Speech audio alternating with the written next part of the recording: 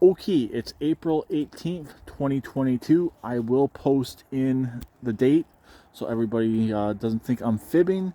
But we are in a severe snow squall warning, winter storm warning. They're calling it, even though it's no longer winter, it's spring. So I'm gonna say this once: go fuck yourself, global warming. Go fuck yourself, Justin Trudeau, and Greta. Go stick it up your ass.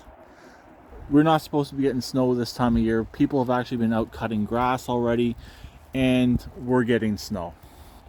So I know it can snow this time of year, but when you got some people out there saying, oh, do this, do that, don't do this, don't do that, and you get a blizzard, yeah, what should we believe?